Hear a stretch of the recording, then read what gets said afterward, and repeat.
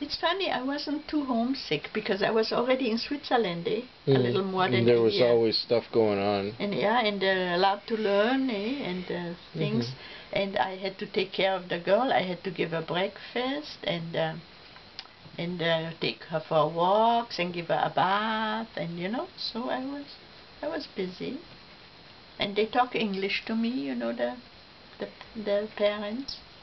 He had a factory that made nurses' uniforms and Steinberg uniforms, like... oh, the rag trade. The rag trade, yeah. His father was in it already, and he was continuing the thing.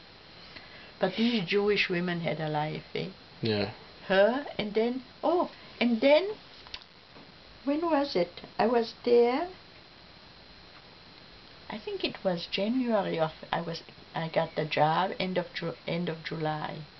Or yeah, August. I think I was only 6 months with them. Then the nurse said that she can look. The baby was getting bigger, eh? And didn't wake up in the night anymore. The nurse said she could look after both children. So the woman said, Mrs. Lupovich said, Krista, we won't need you anymore, but she said, there are 2 people who would like to have you. She said, do you want to check it out? Which ones you would like to go to, to have the same job. So I went to the Grosses, okay, and they lived just below the Van Horn Shopping Center. Okay. Just behind the Van Horn Shopping Center. So I went there and I said, I want to go with them. The boy was so cute. Ricky was his name, a blonde kid, and I would just look after Ricky, I wouldn't have to cook or anything. No. Yeah. And, Mr. Gross, his father owned that photo shop on Sherbrooke Street. Oh yeah, but you wouldn't know. NDG Photo? NDG Photo. Well, I know the place. Okay. And he,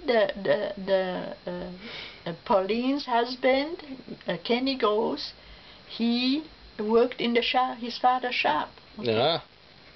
So, what I was trying to tell you, these women, they would get dressed every day and go out for lunch. They were all friends, these Jewish women there.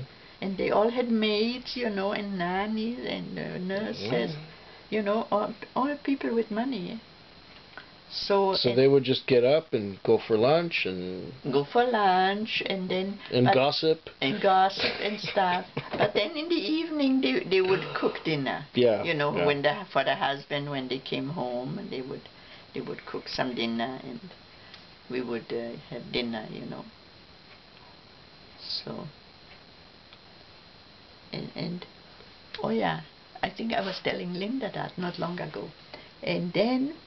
The Grosses had a place in Sainte-Agathe at the lake, and Pauline said to me, Krista, we would like you to come with us for the summer up to the lake, so you would be able to swim, and you would look after Ricky, and you would, Sure.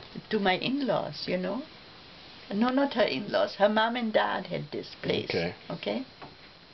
And when I mentioned that to Dad, he proposed to marry me. He didn't want me to go to Sainte-Agathe. He said, please, Krista, don't go, He said, let's get married. We only knew each other 8 months.